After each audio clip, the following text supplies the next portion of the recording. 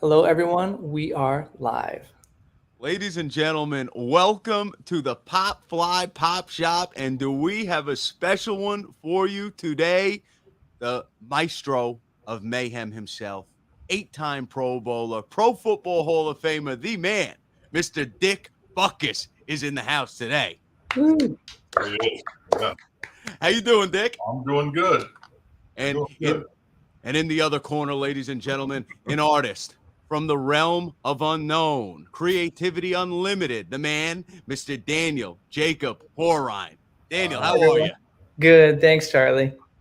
So, Dick, when you saw this piece of artwork unveiled, what did you think? well, I thought it was kind of neat, actually. I don't know if I'm sure nobody came up with this idea before of using a thing like this in an artist rendition. It's pretty good. It has. I like that 51 cents. It's got my number on it, and yeah, the face kind of looks like me. Yeah. No, That's a handsome well, fella right there. that hair you could take that for a little gray on the sides, but other than that, it's pretty good. Yeah. That is a beautiful thing. And it's like he's just crushing the world of the NFL right there. If you had to put a few franchises between your palms and crush them, which Detroit, franchises would those be? Detroit, Detroit. And Green Bay. It'd be a bit toss up between Green Bay and Detroit. To tell you the truth. Were you into comic books as a kid? Well, I was trying to think back because this, kind of reminded me. I wasn't a real big collector of that because there was nothing about sports in the comic books back then. Right. So I guess not really. But this, like, you're hitting in the sports end of it. It's kind of neat now. Yeah. Now, if Dick Butkus had a superpower, would he fly? Would it be unlimited strength? What would it be? Oh, it was so many of it is. I don't know. There's so much. I'd be a good guy. He'd be a hero. Well, like a hero, yeah, rather than a villain. We've got enough of that. I mean, but yeah, I would be the hero, and so you could always look up to somebody, Mm. and like we all do. So that would be my reasoning, just to look up someone good, that a hero type that would do good, not like the villain. Absolutely. There's too many of that. Country. If we could, if the city of Chicago, I'll tell you what, the city of Chicago could use a superhero right now, could use Dick Butkus as a Cape Crusader and flying the skies of Chicago. That would be a beautiful thing. Dick, who did you look up to growing up? Well, I looked up to my one brother, Ron, because he was playing football. Of course, they all played. My other two brothers played, and but he went on to college. He went to a few different colleges before he had some. Well, he played up in Canada, but that was it to start out with. And then I remember with my father, we used to watch. I don't know, some games were on TV, and we were both watching Buddy Young when he was with the Colts. What a stud. Kind of neat, yeah. And of course, we always had the All-Star game in Chicago, so I got my full of football from at an early age. Now, guys, this limited edition piece is only available one time in the history of this earth. So right now, you can grab it on popflypopshop.com. It'll be available till Sunday. Now, Daniel, you have recently introduced the football line. You have the Purple People Eaters. You have Red Grange. You have Vince Lombardi, and you have Dick Butkus. Okay, these are icons of the gridiron. What was it like taking on this project, and how did you start putting together the cover for Dick? This was awesome. I think what really drew me to reaching out to you, Dick, is just not only your football career, but you've had a presence in pop culture at large for decades.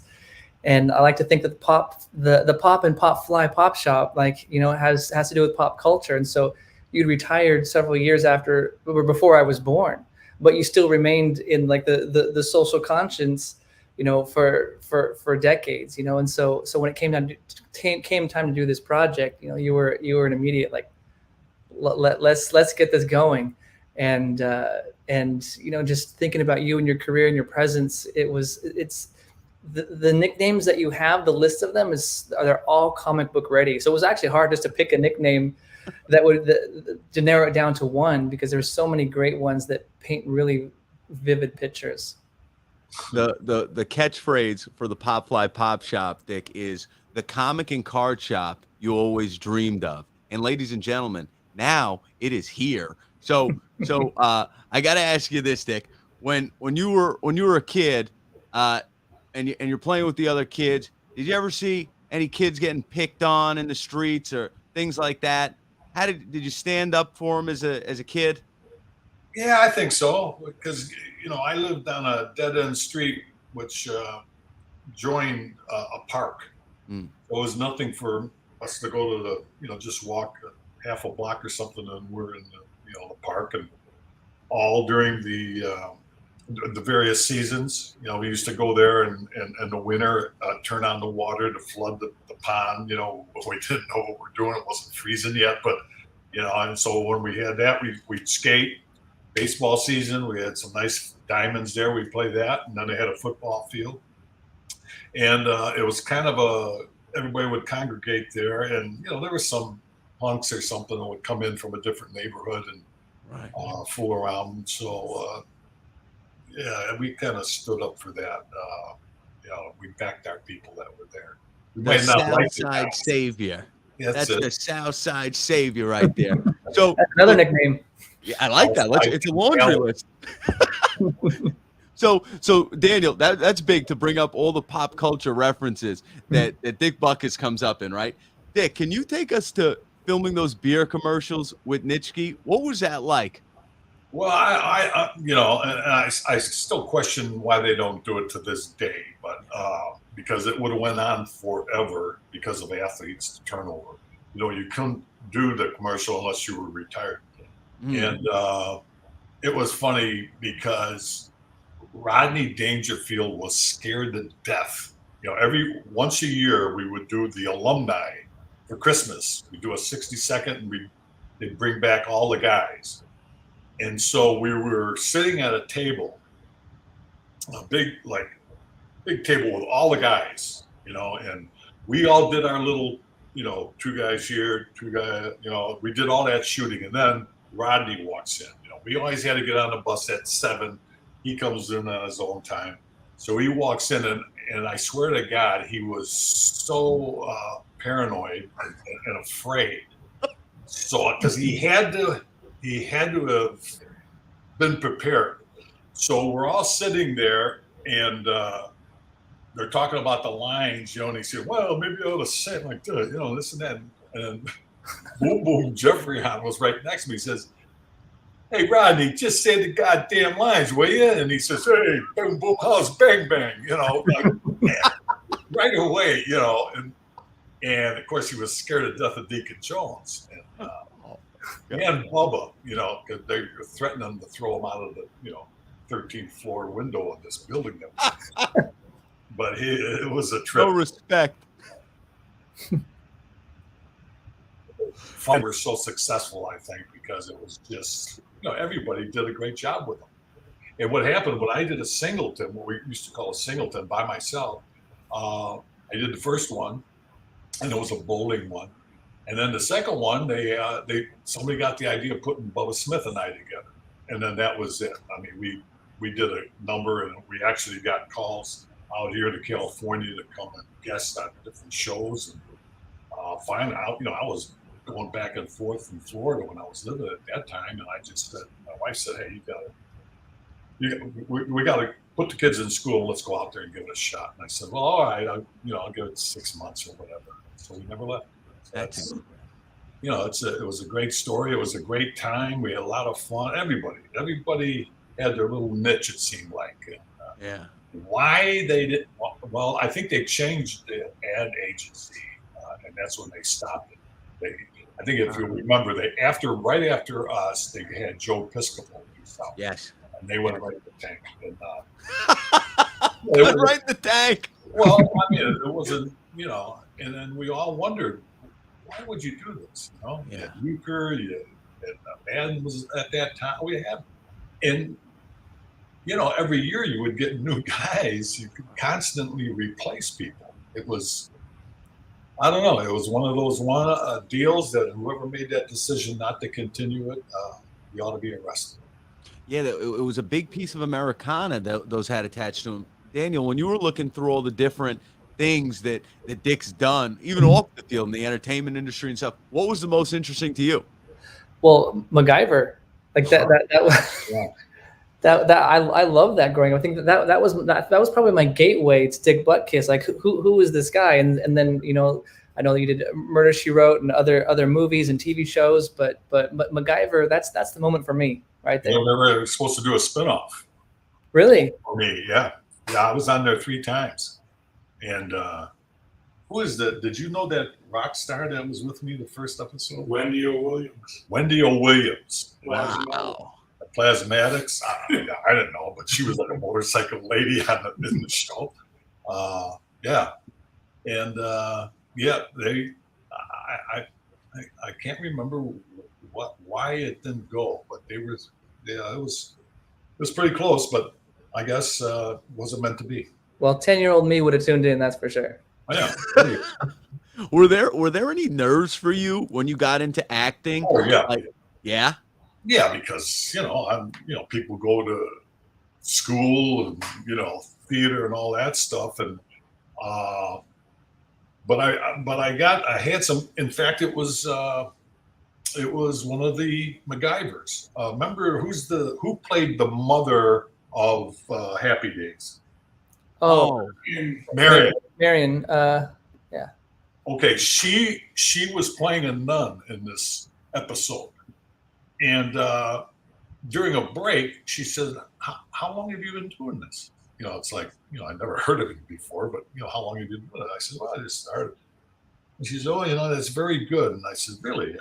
Why do you say that? And she says, because you listen.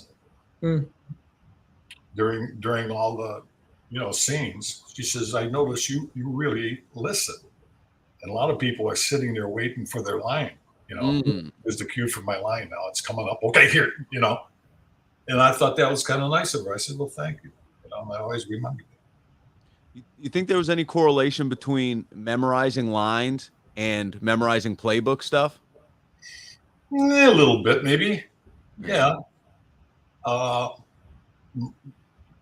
See, the thing I had to fight against, I guess, was the image that I came in there with, and everybody knew about it.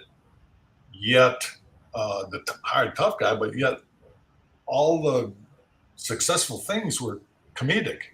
Figure that one out because really that's the way I really am. Football was one thing, but I certainly didn't act that way when I left the field.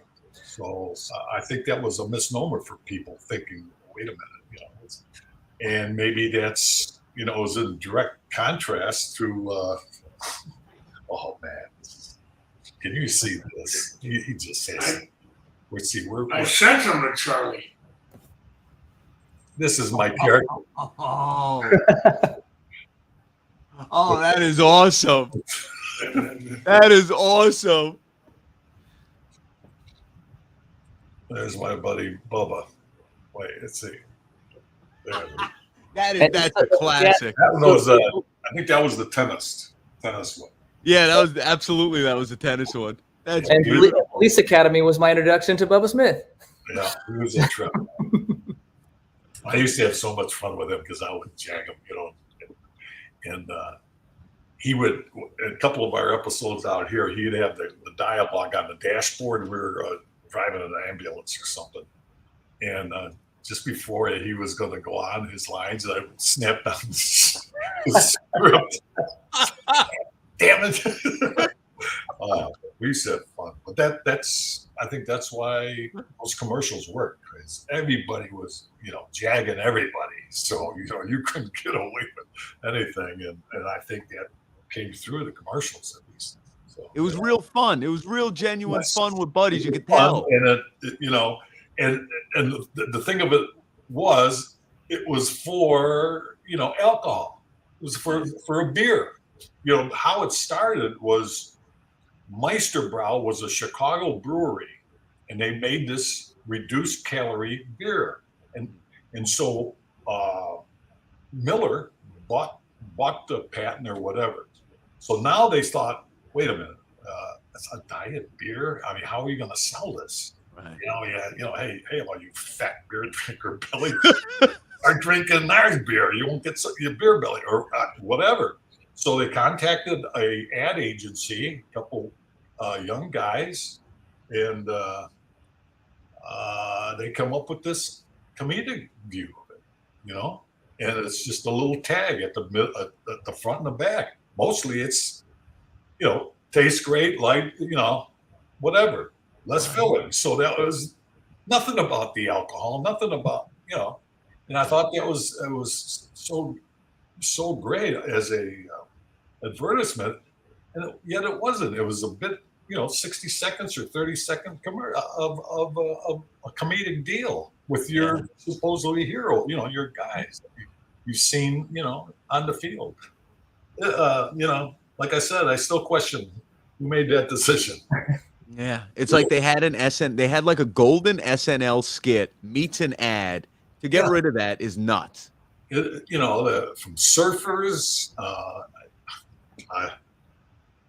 incredible. So what they did with me and Bubba, we were doing some of the other things, like minor things. We did some golf, we did some tennis, went to the opera, and they talk English. Anyway, it was good time. Oh my! So Daniel, could you pop up that cover real quick? Sure. So when you were designing this in your head, because when you watch Dick Butkus, if I'm watching Dick Butkus highlights, I'm thinking, wow, this guy's scary. This guy's a villain on the field. In life, I know he's a hero. Yeah. So how did you? It feels like you got the perfect mix in this piece. What were you going for, the hero or the villain, when you started this? Well, that's all. That art is open to interpretation, Charlie. I can't show those cards, but version, and so it's just absolutely fascinating to me to have that juxtaposition of characters here. And the thing I love about comic books too is that especially the older comic book books, they don't take themselves too seriously. There's a lot of comedy, even in the villains, even in the dark stuff. There's still levity in it. So I try to capture that here. Absolutely. And guys, if you want to get your hands on it, again, it's only available until this Sunday. Head over to popflypopshop.com. And Dick, I got to ask you this question. And Daniel, if you want to pull a fan question to wrap, that would be great. Got it. Lou Lamoriello defined a good team's performance like an orchestra. He said, the drums are playing the drums, the strings are playing the strings. When I looked at this cover and I see the Maestro, how do you look at that, getting a defense to operate as one unit?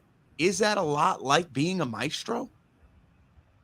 Well, yeah, at the beginning, because when you call defenses or whatever, you're expecting everybody, at least back in our time, because we played a gap kind of a defense where if you do, and it happened, we had a blitz one time and one of the linebackers forgot to come up the middle. I came up through the center and guard on one side, and the weak side linebacker was supposed to come up through the center and guard position space, and he didn't do it. And damned that they didn't run a draw play right through there for 60-some yards. Damn. Everybody's bitching at me, and I right. Say anything. Hey, one quick thing. Sure. I don't know how detailed this guy is, but I want you to look at something. Put up that picture again. Sure. Okay. Now check my right pinky. Okay. Okay. Now, let me see here. Can you see the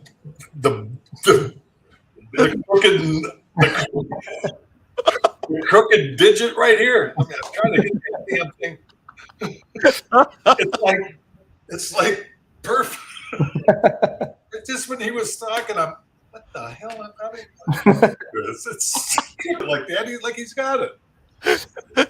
You can't have a clogged drain in a house with a finger like that, man. I'd get anything out of it. Or you're no. Yeah, no kidding. So, anyway, just want to bring that up. Daniel, I gotta say, those are beautiful. Are those the new hats? Those are new Pop Fly hats? Yeah, Dick is wearing the Chicago Pop Fly hats right there. That's really cool. Not yet available in store. Different ones for different cities, or what? There will be, but that you have one that doesn't exist yet. Oh, you made that custom for Chicago? I like that. That's cool. That's really cool. So, Daniel, do we got a fan question of the week? Yeah, you do. You do. Let's see. We've got a great one here. I love it. If you could choose your legacy, what would it be? Oh, well, I just, it's something that we have, I put on all our Butkus linebacker trophies about giving back. And that would be my deal, is that through all of it, I gave back. People help you along, especially in sports at a very early age. And I just put that on our trophy that, the athlete honored here want to keep up the American tradition of giving back. So that would be it. He did pretty good at football, but more than that, he helped a lot of people. And I think that's because of the thing that I went through with my bypass, and that our imaging center, we give free scans for firemen, returning military, police, and I think we've saved a number of your lives in the thousands. So that's good enough for me.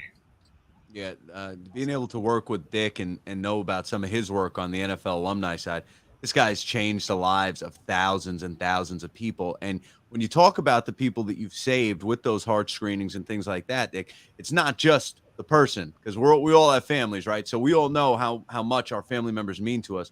So you're talking tens of thousands of people that you've impacted on the personal side. If you guys ever want to get involved, head over to butkusfoundation.org. You can see all the cool things that the Butkus family is doing throughout the year. And again, this week only can you get the cover. So head on over to popflypopshop.com. Get your hands on the Maestro of Mayhem before he gets his hands on you, because that's destructive, ladies and gentlemen. Daniel, that is another classic right there that you've released onto the world. Thank you, Dick, thank you so much for taking the time to visit the shop here. And guys, thank you so much for tuning in. No problem. Thanks, Daniel. Thank you, guys. Absolutely. All right. Take care. See you guys. Bye. Later.